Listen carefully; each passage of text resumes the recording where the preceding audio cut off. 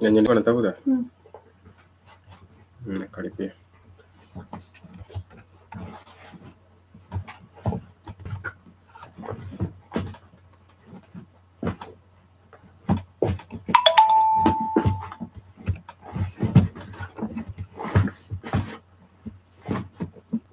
Unatumia link.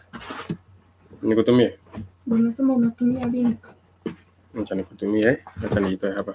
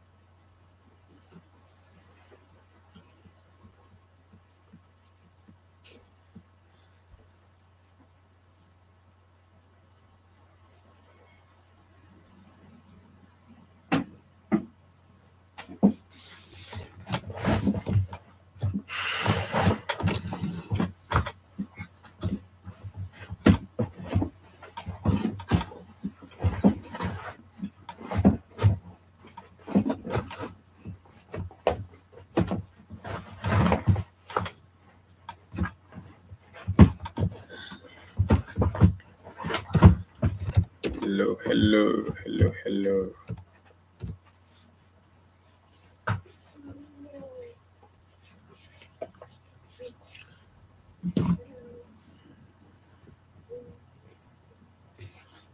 Hello.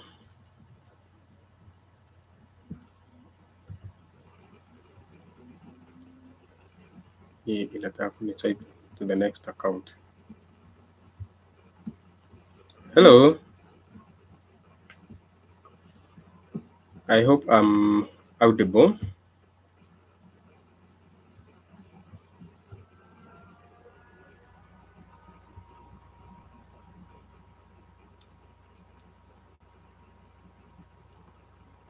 Yeah, in today's session, as I said in the message, I want us to look at the general categories of special needs. Then we can also look at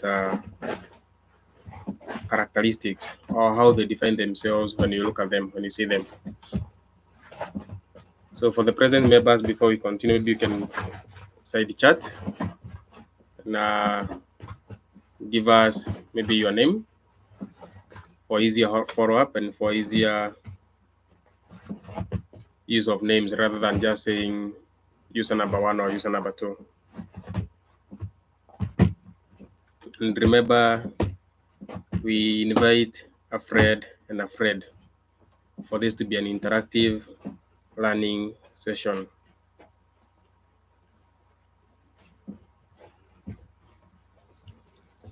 Yes, Madam Jane, I see you are in. Thank you very much for coming to the live session. For now, I'm still setting up the devices, but I believe I won't take long. As a teacher, as most of us will say, we are very time conscious.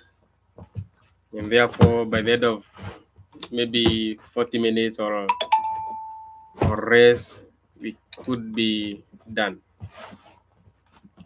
So that's Madam Jane. The rest thing I want to set up before you start. That's just a minute.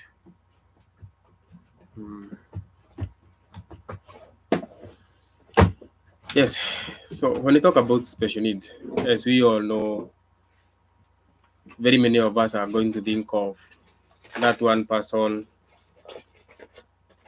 who has physical needs, special physical characteristics that we all can see. But then we also need to remember that special need does not only entail the physical needs, we also have some intellectual needs, some sensory needs, among others. So when we say we look at the special needs, first thing I'd like us to bring into onto board is asking ourselves. There is echo. I'm being informed there is echo on my side. Thank you, Mr. Versatile. Okay. Let me try to minimize the echo.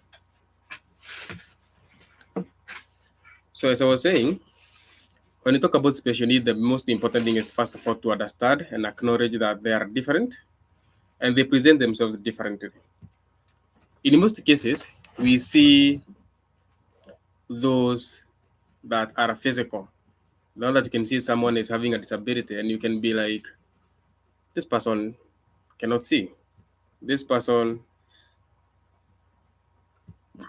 cannot walk, or this person has an amputated leg. In that case, we are tending to say how that one person looks like or the other. But then when we talk about the special needs in general,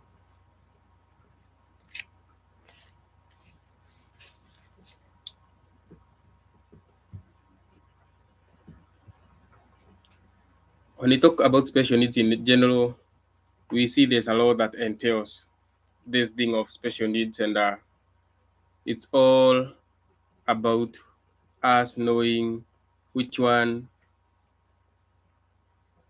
Oh my! It's all about us to see which one we are using and how. So let me read a simple illustration or a simple word used to say what a special needs. Say it describes individuals who require assistance or accommodations due to physical, mental, emotional, or developmental differences.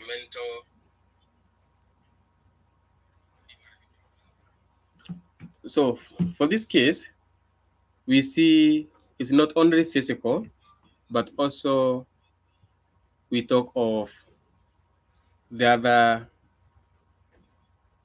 emotional and developmental. The difference might include conditions such as ASD, as we call it, that is the autism spectrum disorder, which is a mother of quite a number of disabilities. The other one is the ADHD, that is attention deficit and hyperactivity disorder, which really affects. Yes.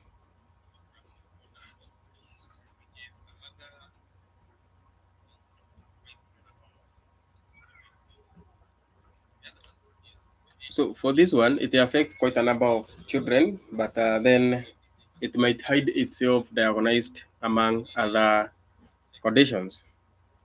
The other one is physical disabilities. And learners with physical disabilities include those who have amputated legs, hands, or missing physical parts of the body.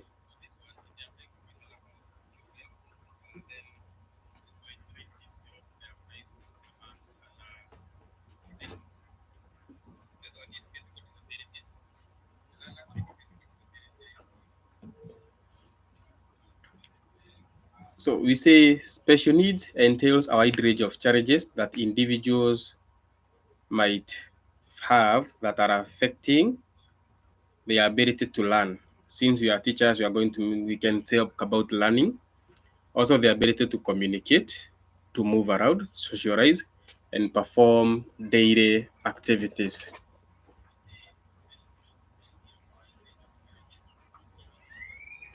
People with special needs are often in special needs schools. They go for therapy. They require a lot of support services, and the accommodation is tailored to help them achieve what needs to be achieved for them in different learning situations. So up to there, I want to believe we are all okay, and we can now define special needs as not only the physical one, but also the emotional, the sensory ones, among others. Now, the main characteristics, or no, the main categories of special needs include physical disabilities. That is, people with physical disability. We also have persons, sorry, just receiving a message. We also have persons with intellectual disabilities. We have people with EBD, emotional and behavioral disorders. We have people with learning disabilities. This is the inclusion of dyslexia, dysprasia, dyscalculia, among others. We have those with sensory impairment, learners with visual impairment, auditory impairment, the deaf, the blind, and the rest. We have those with developmental disorders, conditions like ASD, delayed milestones, among others. Then you have those with speech and language disorders. So if we go back to the very top one, or the very first one, where we talked about the physical.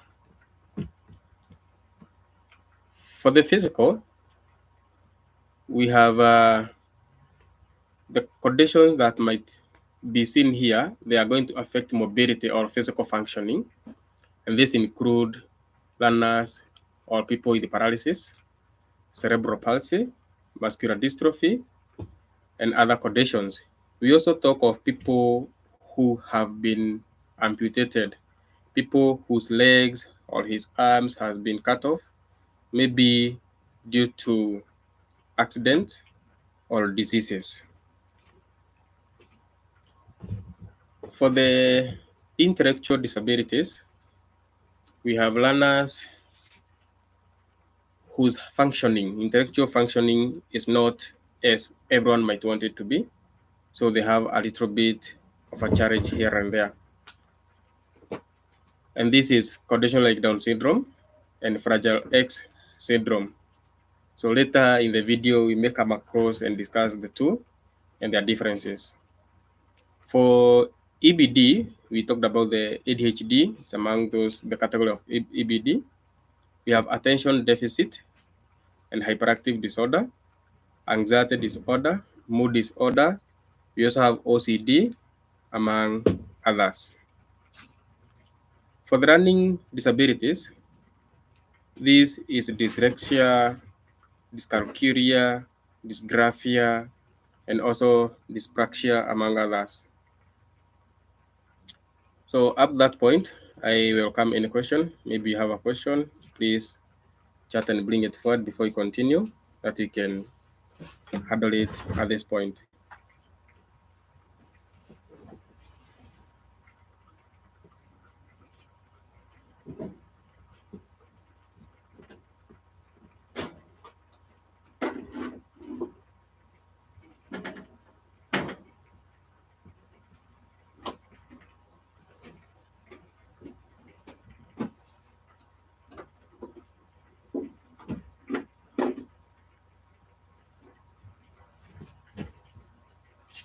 Okay, let's continue to the characteristics or the way these different conditions show themselves. We start the first one, which was physical disability, or what you others are going to call physical impairment. As we said, the physical impairment is the one which affects parts of the body that we can see using our naked eyes. And I believe that's why we call it just a very simple word of physical. Something you are going to look at, you see. Assuming someone is not having the hand, the legs, maybe even fingers, or else some other part of the body. So the main thing here is that when this person is having the condition or living the condition of the physical disability, it's easier for you to see. And if the person was born with the disability, we say we are going to rehabilitate. And if the condition occurred later in life, you say we are going to rehabilitate. Because if someone was living a normal life, then an accident happened. Therefore, this person is not having the usage of the body part. So you habilitate to assist them go back to using of their body part that has been missing due to the condition and the like. So that is simply the physical disability. Eh, Bona versatile.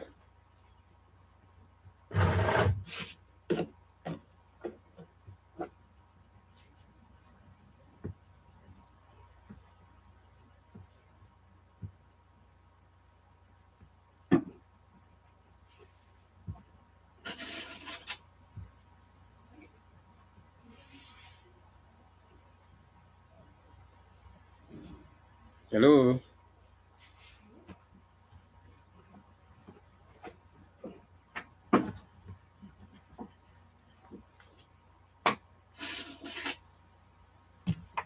Okay. Our issue number 2 was about the intellectual disabilities or learners with intellectual impairment.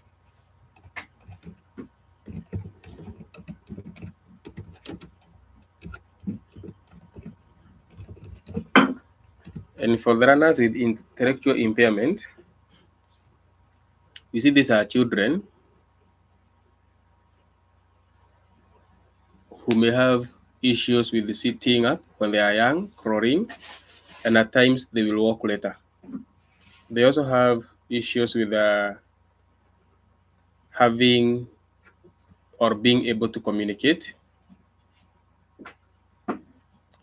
Okay, okay. I've just seen your question. Okay, what are some effective strategies for supporting different types of special needs? Well, now for the strategies, they will be dictated by the different special needs or the different condition the learner is having. For example, for a learner with physical disability, we say for physical disability, they are just like normal people, you and I, only that that body part is not working.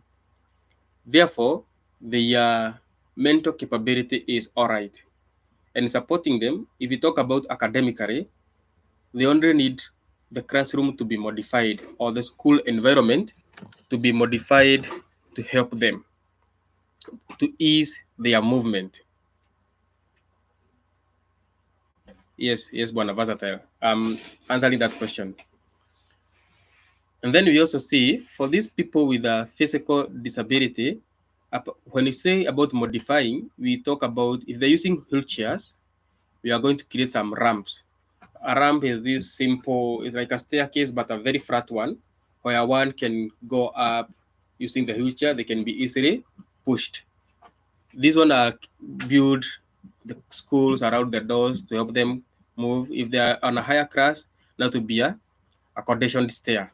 We also modify their washrooms that can be able to hold and hang themselves, or we can sit on the wheelchair, then go the toilet sink or the WC, then they come back their wheelchair once they are done. For the other condition of intellectual disability, here, since no child is going to present themselves like the other child, we say number one, it's important for us to know their learning styles. As teachers, we see we have different ways or methodologies of teaching. Therefore, different children need a lot of differentiated learning styles. But the most important way is having them to learn through their senses. Even if one sense will not be as well as the other one, they look for the very well presenting itself and use that one. We also remember that these learners are mostly visual. That is, they learn a lot of content through their eyes, through sight. Therefore, when you're modifying our activities, we should try and make sure they are more and more visual. The other one, for learners For these most of these learners, when you are doing them in school or classroom setting, it is important for the teacher or the facilitator to break down the content. Instead of having a very big objective to achieve once, we break it down into smaller steps. And this one helps them to get them step by step. And then at the end of the day, they are going to be good.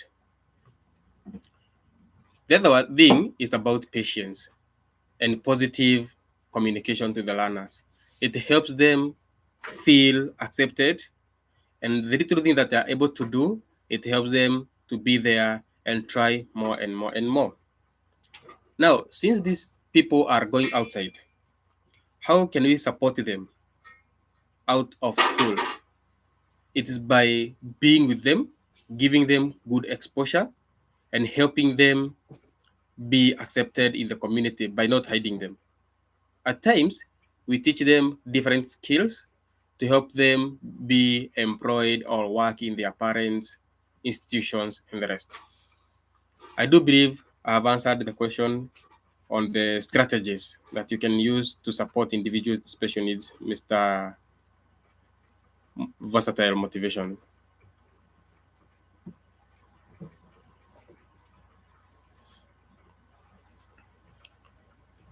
Well, if we go to the other impairment, as we are looking at the characteristics, we are talking about the learners with the issues with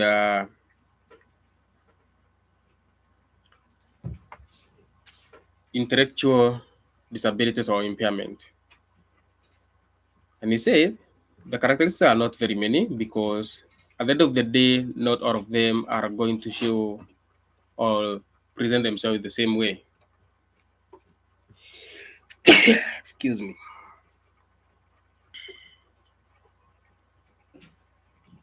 And one, when they are small children or very young babies, toddlers, whatever name we might call them, we find that they have issues with the sitting, the cooing, the eating, the communication, even walking. It becomes easy, hard for them to remember things. They'll also have issues with the social life, socializing with others. Following simple rules also becomes a problem. And at that, we see they have challenges solving problems. So that is just an above the characteristics of challenges facing or characteristics of learners with intellectual disabilities. Before we go on, I would like us to remember that all these conditions are different depending on how severe they are. And we say we have the mild. For the mild one, are the ones that you cannot easily tell that this person is having a difficulty, this person is having a challenge. Then you have moderate, which one now looks like a mid-range between having a disability and not having a disability. So for this one, they are able to take care of themselves, but to a certain degree. And then the last group is the severe. And for severe ones, this one, you find a number of them being bedridden, a number of them being taken to homes, and also you also find a number of them for the less privileged. They'll be locked in homes and hidden homes that no one is going to know there's a child with a condition out there. So it's about us just ensuring that we take care of the children, we bring them out for people to know who they are and what they are doing. So that is it about the intellectual disability. And then we are going to go to our number 3, the characteristics of runners with EBD. And as we said, EBD will include ADHD, or it says attention deficit. Therefore, this is a learner who will not be able to sit down, concentrate for long. They just want to move up and down, you know, they just want to do this and that every now and then without having much of a thought about it.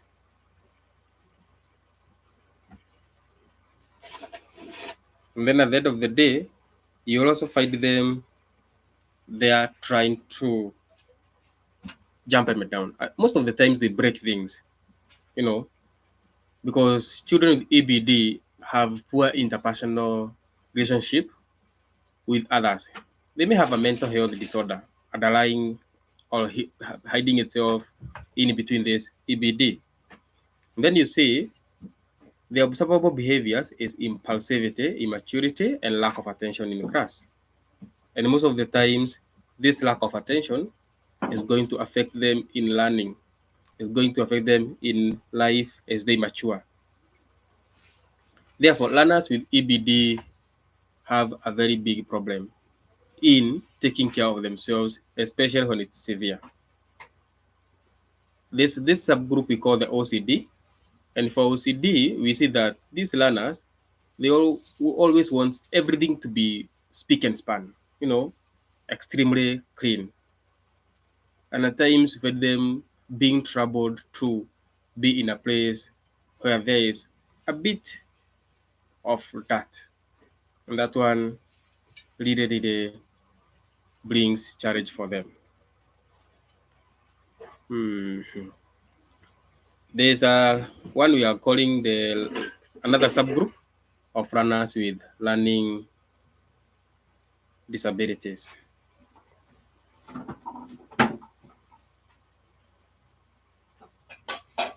So foreigners with learning disabilities, that this condition will be divided into 3 years of now. One is dyslexia. That is, these runners are having challenges with reading. So no matter how much you want to force them to read according to their age, you'll always realize that something is missing for them. Something looks like it's not working, but everything is working. It's only that their reading is not according to the age you expect them to be. You might find a child whom, according to age, they should be reading 4 letter words, but they are still struggling to read 2 letter words. So that is what we are calling the dyslexia. And also, it might also affect them in being able to comprehend issues being discussed. So whatever you are discussing with them, you want them to comprehend, you want them to be there and understand this is what is happening. But then for them, they read a story, they read a short passage, and sometimes even comprehending a very simple statement of who is doing what becomes a challenge for them.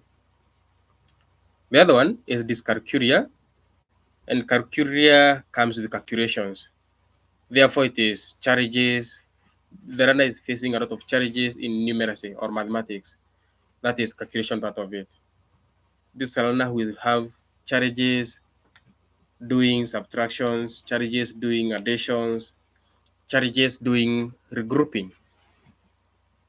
And as we said, to help these learners, we say they need you as the facilitator or teacher to take more time with them, to guide them more, and assist them with breaking down the task. Little by little, they are able to get it. The other one is learners with challenges with dysgraphia.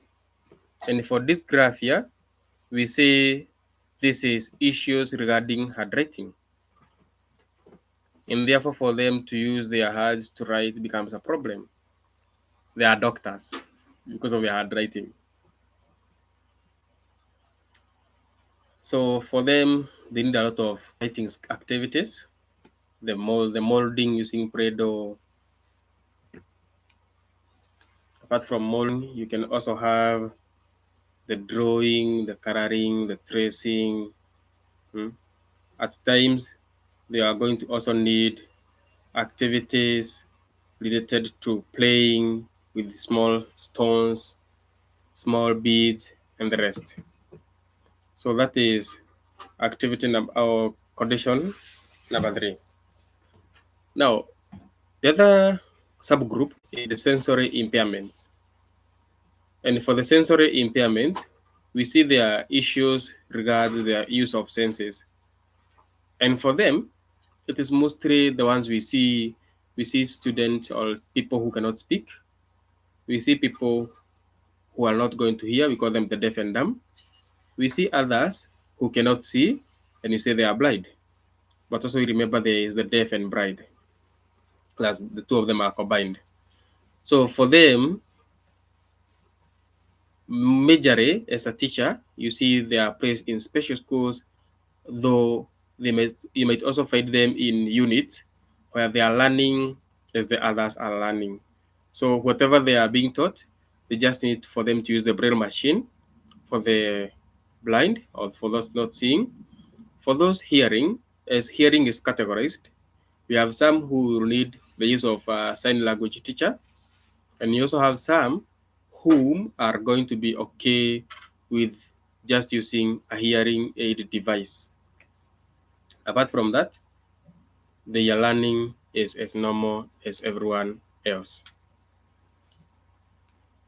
So with that one, I believe we have tackled the characteristics of all the conditions we said today.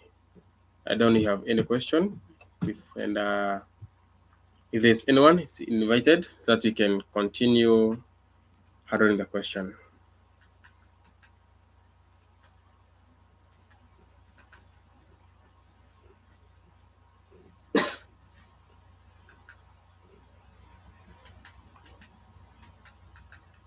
Yo, Salah and 254 Chadi, we have been looking at the special needs, where we are asking ourselves what is special needs, how does it present itself, what are the groupings, and also what are the characteristics. And we said the first thing we were to do was to check at the definition of special needs, and we say special needs oh, is a term used to describe individuals who require assistance or accommodation due to physical, mental, emotional, or developmental differences. Therefore, it's not only the physical that we see, but we have others. The subgroups are 1, physical disabilities, 2, intellectual disabilities, 3, we have behavior and emotional disabilities, 4, learning disabilities, 5, sensory impairment, 6, developmental disorder, 7, speech and language disorders. So those are the major subgroups of special needs as of now.